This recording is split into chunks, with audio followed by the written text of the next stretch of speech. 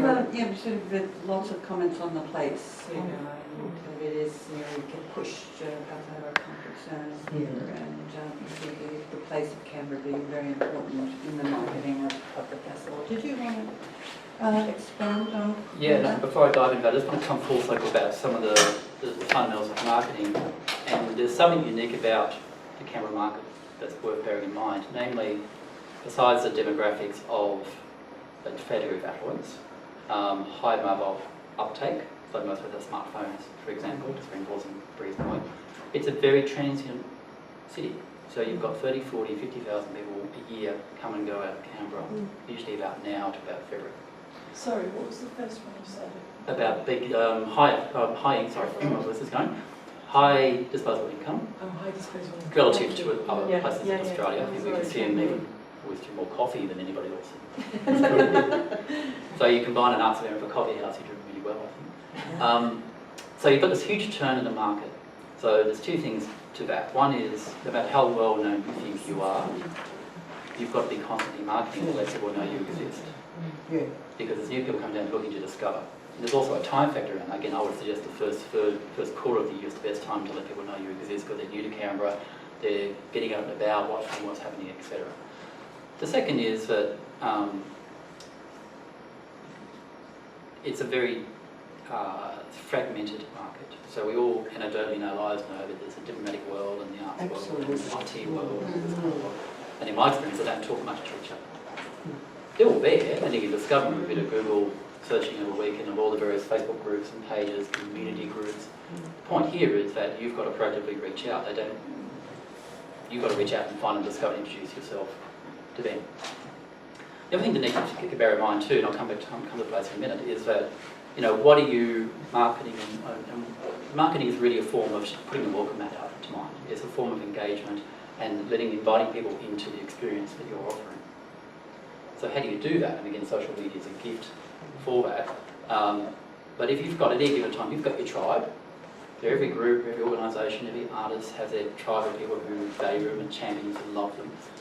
But given that churn of population, you need to constantly grow it and invite people into it to keep that core alive. So I'm going to mention a series of concentric rings where people kind of discover you from the outside, might hear about you, then they might like you on Facebook, they might follow you on Twitter, they might get the newsletter, might visit your website. They have a relationship, you should show up, pay your money and turn up and buy some artwork or come to your program. But there's a bit of a gravitational pull that you need to exercise while putting this information out there and making your experience accessible. Because as you pointed out, people are time poor, attention poor. So they're going to go really quickly, is it relevant to me or not relevant to me? So by having different voices, different faces, young people talking about your program and the exhibition coming up, or different audiences, different from your regular tribe, because they're going to come anyway. With the music festival, you've always going to have core people who come for the music. So we think about the place, everyone this year, including myself, C100, Centenary of Canberra, was a branding gift, and to my mind it's had a few different legacies. One is that you think of the street parties that happened, the outdoor cinemas, all these Canberrans start turning up to things they normally wouldn't go to because everybody sit back and I don't know, I should go to that, my coffee's the money kind of thing. They're a bit tightly conservative in their behaviour patterns. To my mind, this has really shaken that paradigm a bit. They've turned up to these events, had a really good time, really good experience. It's not so bad, we should do this more often, kind of thinking. So there's a bit of momentum you can build on going forward into next year. And what we found with the festival, looking at their program, every single forward by the Governor-General, the Chief Minister and so on, all reference the Centenary, all reference the place. And they had the Centenary monstering them to do it, Philip. It's true. It's true. But it was, in this case, appropriate, I think, because it is the Canberra Music Festival, it's National Music Festival. And I'll just reflect, before I dive into the screen here, my first encounter was with talented Nicole Cameron and Schmooze. So she approached us looking to grow these new audiences. So said you had this existing market always going to come. But you were smart enough to recognise that you've got to constantly reach out to new sectors, new experiences, because they don't know you from Barasoda. They may have heard of you, but don't know what you're off, what the experience is like, or simply don't know you exist. So she approached us and said, oh, well, let's do something for Schmooze. And so we did a mini concert at an event we were hosting at CMAG. The first year she was the director, and do like a 15-minute performance to give people a taste of it. And they go, and she's going, I know you think chamber music, or did it? No, this is what it's really like. It's some sort of gypsy, Eastern European gypsy. It's great. Everyone went, oh, That's very good. it's pretty cool, not so scary after all. It's not like Mozart, it's not guys in wigs, you know, all that. And I go, it's that simple at times, and then we sold tickets and off it went. So credit to her for doing that. But that said, there's some flaws in this. Namely, this is more your world, really, but this is their website, and it's done on a community-free blogging website, as far as I can tell. It's not like a commercially produced website. However, when you click the ticket, one of these links on the home page to buy a ticket, you wash up at the architects website, who are hosting for some reason some tickets. And 404, the website doesn't, the page isn't directed, and that was yesterday, has been a few times. So that goes to brand experience. It goes to, okay, they've gone to all trouble of letting people know come, you've got to back it up. So what it means as you as practitioners is that you've got a fair bit of weight on your shoulders, because now also you've got to do your social media, you've got to have a blog, you've got to fund some ambassadors, you've got to put that damn thing on, you've got to deliver all that kind of stuff.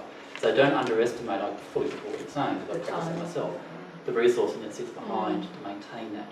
It's got to be done, yes, but it's not just going to whack a Facebook page and expect that to happen. As you said. Yeah, there's a resourcing issue around that that really needs to be put out. But again, I come back to Canberra then. So Canberra is unique in lots and lots of different ways, and not just the fact that it's a centenary and we're more or less locals and we know the virtues and benefits of that. I'd be interested to know the stats of people who came to the Whangsuka. This next slide, please. So this was, I think, shot in the Times City News yesterday of the event on the weekend. So this is a quintessential Canberra experience. They've tied in, Centenary Robin Archer was there, a lot of tweets, for example, going on Jimmy Lassock and Andrew Barr, and they were all kind of tweeting Live Machine. Quite a great experience it was. The voices in the box. Correct, yes, exactly so. There was mainstream media picked up, but what made it a quintessential Canberra experience was, of course, the setting, to my mind. You know, that's unique. But the program over the years have always been about, and I count myself, it was a Centre for Christianity over near the police headquarters of Barton. That was in Nicole's time. That's correct, yeah. So lots and lots of different spaces which both revealed facets of Canberra that even the locals wouldn't know. So again, it goes into the experience you're offering. You're going to the music, but you're also getting what I'll call a ticketing factor, if you like. People coming out and kind of getting, again, a unique experience. But again, the time pause and why should I use relevant to me, what's not relevant to me. So again, marketing 101, what's the unique value proposition? You know? This is the brainchild of Chris Latham, the director of the music festival. This is his idea. Yes. Yeah. Parking was a big deterrent for that venue. I think he told me yesterday that they're going to try and turn it over to pretty much 100% buses or by next year. Which is good, and I'll make a reference to another online resource. The Australian Council a few years ago produced a thing called Connecting Arts Audiences Online. It's still there, it's a very, very good website with fantastic resources. They both reference the best practice engagement online for arts audience development, but also goes into, and I'll go into now, stages of how people discover you, how you get their attention, how you give them the ammunition to share these experiences. So that goes to what you're saying about, okay, the success of an event and the place an event goes to set managing expectations. So it's things like where do you park, where do you drive, how should you get there? You think about diverging, but what happened with the kerfuffle with the Australia big day out for the Centenary by the lake and the picnic, and there was no food or wasn't enough food, and there was huge queues. That could have been mitigated by simply saying bring a picnic, you know, on the website. So managing expectations is really key, and being mindful of the experience of the flow of the actual participant. That needs to be set up well in advance. Go to Europe now, but this bears on this point. This is the 2013 City of Culture EU program, I'm sure you're aware with Marseille and Zagreb and so on. So they have two every year now. The reason I mention that is their objective, probably not to get this right, because it bears opposed resemblance to what the festival does, is they do storytelling, if you like, about the year. So they tie in the region, but their overt is to regenerate the city as a place, and there's a whole bit of built structure and non-built infrastructure they develop. They want to raise the profile of the city, but also want to enhance the image of the place and the image of its inhabitants. Now, that was a legacy, to my mind, I think, legacy of the Centenary. Hopefully, well, often the objective of the Centenary anyway. But as I said, the locals are now seeing facets of the city they wouldn't have seen before, or turn up for events they've seen before. The festival has leveraged that and continues to leverage that, to my mind. Namely, I think people are more keen to turn up. They've got that kind of centenary spirit. Now there's an opportunity to build on that going forward. They've got to build a new audience, encourage a new audience. And the other objective was to build vitality to the cultural life of the place. So the opportunity for the festival being on the back of this success, and these new audiences are now going, well, what can they do now to keep that growing? And do they do something in between the festivals? It is a long time between drinks. You know, you've still got to put a program on, develop all that, but are there opportunities for them, for example, to have little mini events or pop-up events or something, keep the buzz alive and keep that momentum up and keep that, remember that first point about keeping people in your world. They've discovered the festival now, they'll discover your particular organisation, they're on your Facebook page, or after a year they're going to drop off and move on to something else. Is there a way that you can find them, keep yourself top of mind, or keep the festival top of mind, and keep them engaged in some way, but doesn't have to... Culturally fit. Yes, yeah, that's a good way of putting it, exactly right. So I thought there's some analogy there between the way the EU City of Culture approaches. So with Marseille, and the screen's cut off of course, but they have about 4 or 5 different themes. There's an ongoing book that they write. There's built environment work that they're doing. There's events all around the region, a bit like the Centenary model to some extent. But the point being, it's staggered out throughout the whole year. Now, my suggestion is that the festival is rather than just a one-off thing, they'll keep the momentum up that they've just had by having smaller events or other ways to engage the audiences that are developed and captured now, because a year from now they've really got to start all over again. So there might be a lesson there to find ways. Do they call it the festival, or is it just arts and culture? In terms of this, it's just called the European City of Culture, and under that umbrella they have a whole series of festivals and events. That's pretty cool, isn't it? And it goes all the way up, if you know, to reach up to Arles and places like that. I'm going to Marseille for Christmas. I'm having 5 days in Marseille over Christmas, so this is fantastic. very good news for me. What's wrong with Queen Anne? It's true, Nice it's thing is it's in English.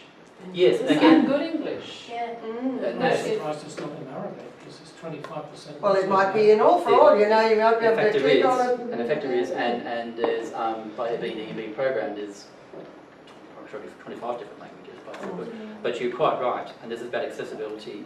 You know, you're meeting the people on their terms, not your Yeah, terms. but it's good English too, which is significant But listen, for a French person.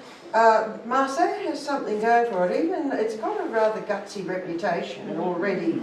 It's a sort of established as a place which is going to be quite interesting. Whereas, of course, even though the centenary purports to be contending with this, Canberra has the reputation of being the most boring place on earth. And if you ask anybody outside Canberra what impact has the Canberra centenary had on you, they'll say, what? And if you ask a lot of people on the inside, they'll say, thank God September the 31st is rolling on, and let's put it behind us and get on with what we do. That's, I just thought I'd be objectionable for a moment, Philip, because somebody's got to be. No, I love your work, Helen. Just on that, by way of reply, could we just get the Santini slide up? It should be the next one up. Next one down, actually. So this is not bragging, this is something I did earlier this year. I won't go into gory details. So you look up Centenary Martini. So I created a martini for Canberra. This is what happens when you tweet, when you have too much to drink on Friday. I had 99 Twitter followers, one of which was Centenary of Canberra. I said, I'm going to do a martini for Canberra for Centenary. One of those 99 people was Centenary. They retweeted like there's 5,000 people. And said, that's a great idea. We'll get behind that. I went, shit, I've got to do it now.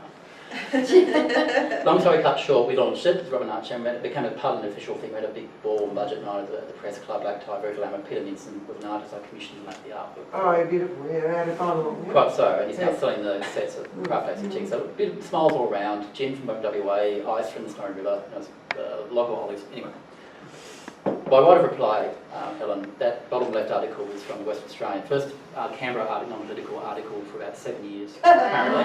Well done. It was the only reference that's in the and they said the best thing to come out of Canberra for 10 years. Yeah, well,